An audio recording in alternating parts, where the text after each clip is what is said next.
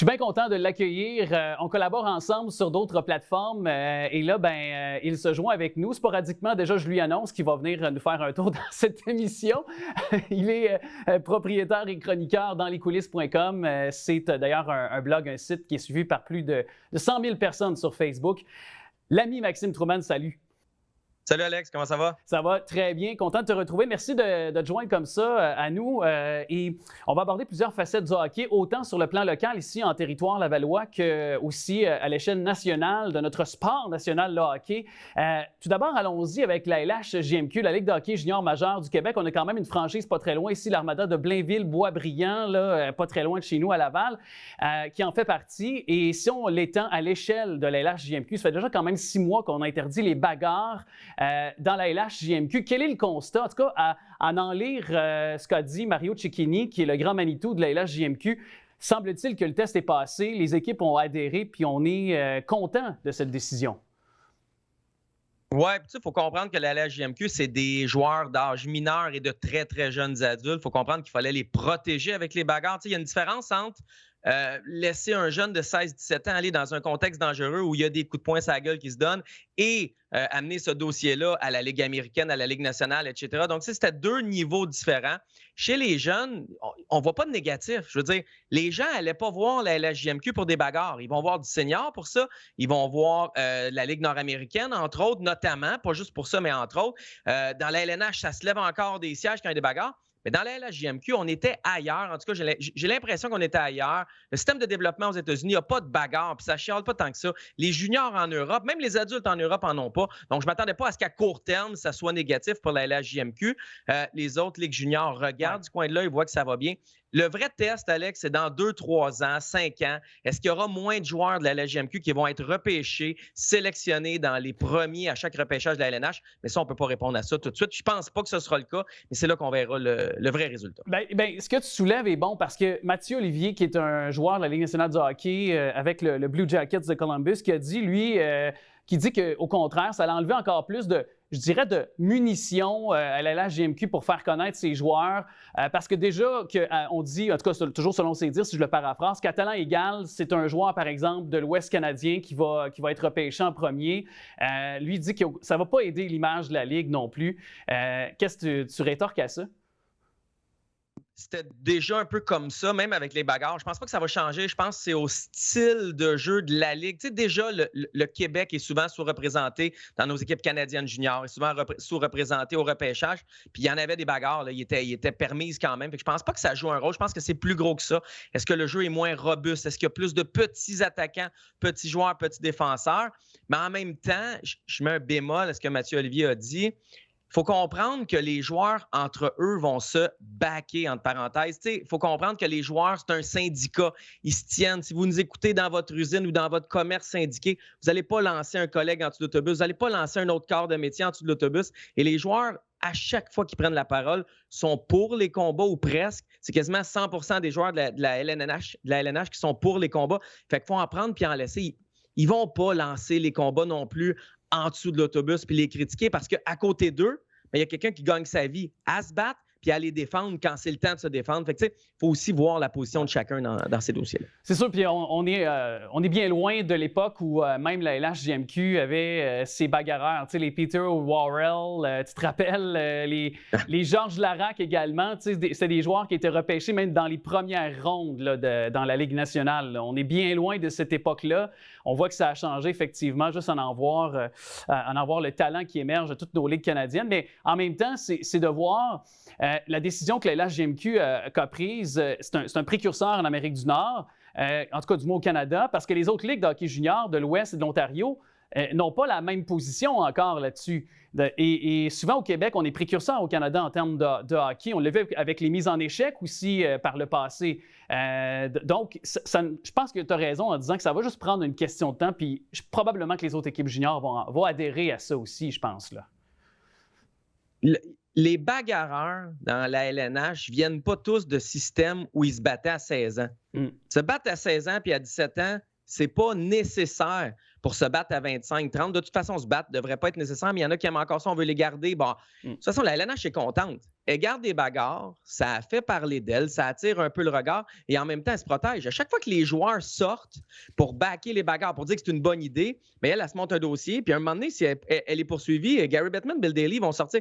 Hey les gars, vous étiez consentants, vous sortiez constamment pour défendre les bagarres. Votre association des joueurs les défendait.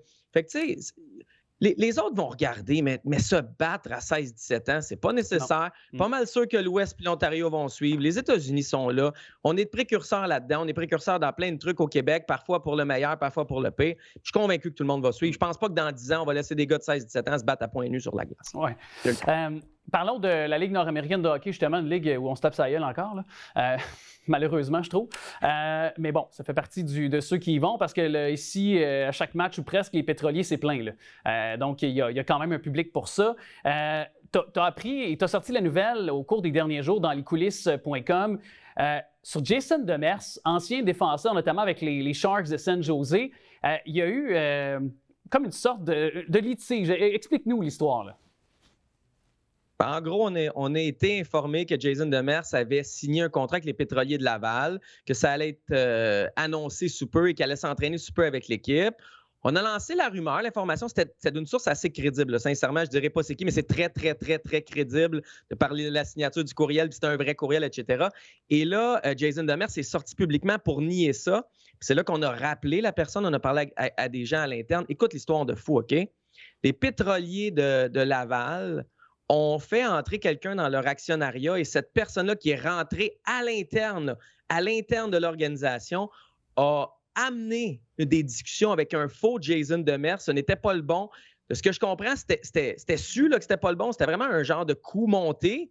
On ne sait pas trop pourquoi, on ne sait pas trop ce qu'il voulait, est-ce qu'il faisait partie du coup monté ou pas. Mais c'est ça, c'était-tu un stunt, c'était-tu quelque chose? Mais on a signé un faux Jason Demers. Le vrai Jason Demers a dit « j'ai rien signé ».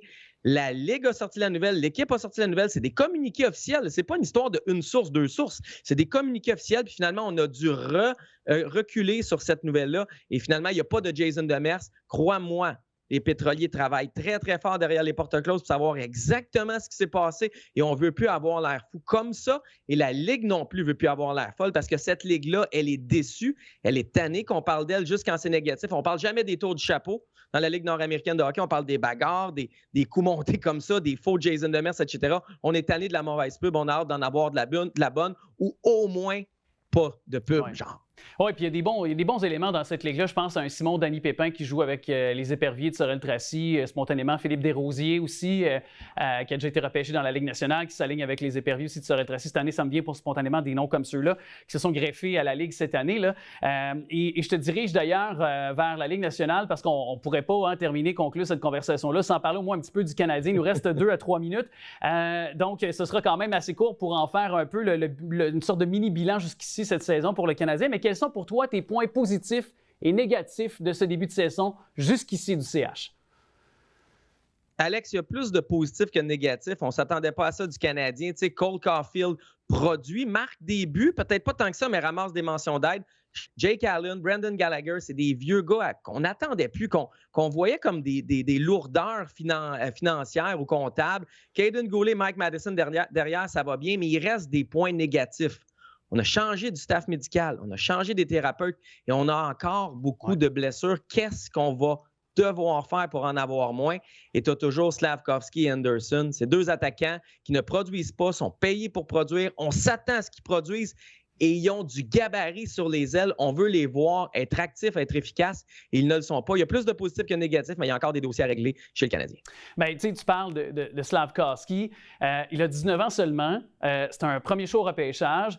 Je comprends qu'on veut le voir, un joueur de cet ordre-là, à cette position-là sélectionné, on veut le voir produire puis progresser, peut-être plus rapidement que d'autres, mais on n'a pas qu'à oublier un Guy Lafleur. Je sais que c'est un autre temps, mais avait été sélectionné au premier rang et ça lui a pris 3 ans avant de débloquer dans une équipe qui était d'ailleurs pourvue de talent dans les années 70 avec le Canadien. Donc, je veux juste mentionner ça pour dire qu'il faut être patient avec nos jeunes puis avec Slavkovski aussi. Puis est-ce que pour toi, c'est de le mettre un peu en confiance en l'envoyant dans la Ligue américaine de hockey pour qu'il peut-être trouve une certaine confiance et qu'il revienne par la suite dans la Ligue nationale?